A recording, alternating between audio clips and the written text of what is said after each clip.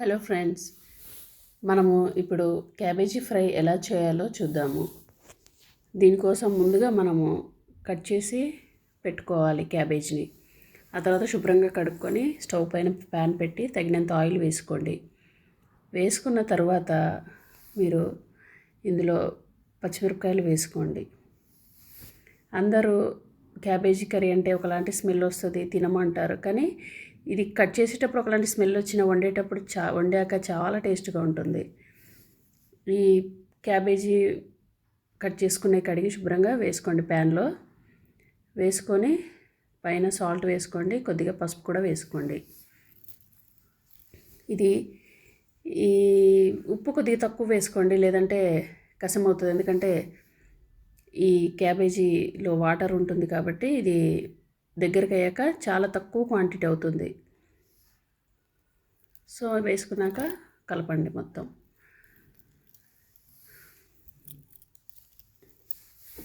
ఇలాగా కలిపేసి చూడండి, మధ్యలో వాటర్ వస్తుంది. ఇది మొత్తం సిమ్లోనే చేయండి. మీకు కావాలంటే పోపు గింజలు కూడా వేసుకోవచ్చు, మీ ఇష్టం. కానీ ఇలా కూడా చాలా బాగుంటుంది.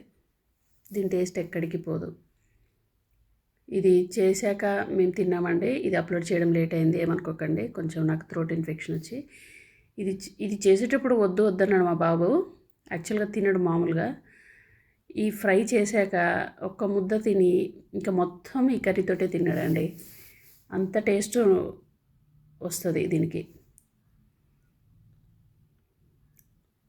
ఇలా మొత్తం కలిపేసేయండి. మీకు కావాలంటే ఇందులో మెంతం కూర కూడా వేసుకోవచ్చు. చూసారా, మధ్యలో అలా వాటర్ వస్తున్నాయి. హై ఫ్లేమ్ అస్సలు పెట్టకండి, సిమ్లోనే పెట్టండి. ఇది చాలా మంచిదండి హెల్త్కి కూడా. సో మూత పెట్టి కొద్దిసేపు మళ్ళీ మధ్యలో కలుపుతూ ఉండండి. ఇది మీరు చాలా నిదానంగా చేసుకోవచ్చు అండి. మీరు ఇది చేసుకుంటూ వేరే పనులు చేసుకొని కూల్గా అయిపోతుంది. దీంతో టెన్షన్ పడాల్సిన అవసరమే ఉండదు. మీకు కావాలంటే ఇందులో టొమాటో వేసుకోవచ్చు. సో నేను వేయలేదు, అది ఇంకోసారి చేసి చూపిస్తాను. మూత పెట్టుకొని ఇంకా ఇలా దగ్గరకు అవ్వాలి. వాటర్ ఇంకా కొంచెం అయితే ఆల్మోస్ట్ పోయినాయి. ఇంకా కొంచెం ఇది వేగడం కోసం కొంచెం ఒక 5 minutes పడుతుంది. మూత పెట్టండి.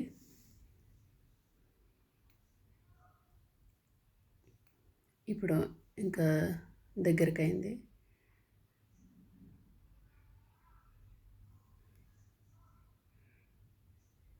ఇది మీరు రోటీలోకి కానీ, దోశలోకి కానీ, అన్నంలోకి కానీ చాలా బాగుంటుంది. నేను ఈరోజు పప్పు చేశాను, పాలకూర పప్పు. దానిలోకి ఇది చాలా బాగుంటుంది. ఇదిగో ఈ విధంగా ఫ్రై అయిన విధంగా కనిపిస్తుంది కదా. ఇలా స్టార్ట్ అవ్వడం. మీరు ఇంకెక్కువ డీప్ ఫ్రై వద్దు, బాగోదు. ఈ రకంగా చేసుకోండి. ఇందులోనే ఈ రకంగా ఫ్రై అయ్యాక ఇందులో వెల్లుల్లి పేస్ట్ వేయండి, అల్లం వెల్లుల్లి పేస్ట్, ధనియాలు, మెంతులు, జీలకర్ర పౌడర్ 1 స్పూను. ఇది మంచి ఫ్లేవర్ ఉంటుంది, మీకు మంచి టేస్ట్ని ఇస్తుంది. 1 టీస్పూన్ కారం వేసుకోండి, ఎక్కువ అవసరం లేదు, పచ్చిమిర్చి వేసాం కాబట్టి. దీన్ని మొత్తం ఈవెన్గా కలిసేటట్టు కలపండి. ఇది ఒక్కసారి టేస్ట్ చూస్తే మీరు వదిలిపెట్టారండి.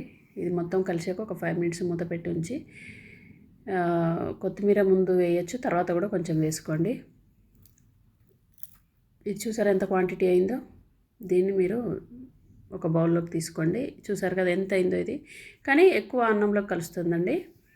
సో పప్పు కూడా ఉంది కాబట్టి ఇంకా చాలా బాగుంటుంది. ఇది మీరు లంచ్ బాక్స్లోకి పెట్టాలన్నా చాలా మీకు బాగుంటుంది. పైన కొత్తిమీర చల్లుకోండి. చూసారు కదా ఎంత బాగుందో, అట్రాక్టివ్గా. టేస్ట్ మాత్రం చాలా చాలా బాగుందండి. మీరు మాత్రం ట్రై చేయండి. ట్రై చేసి కమెంట్ రూపంలో తెలియజేయండి. ఈ వీడియో కనుక మీకు నచ్చినట్లయితే లైక్ చేయండి, షేర్ చేయండి. Please subscribe my channel. Thank you for watching.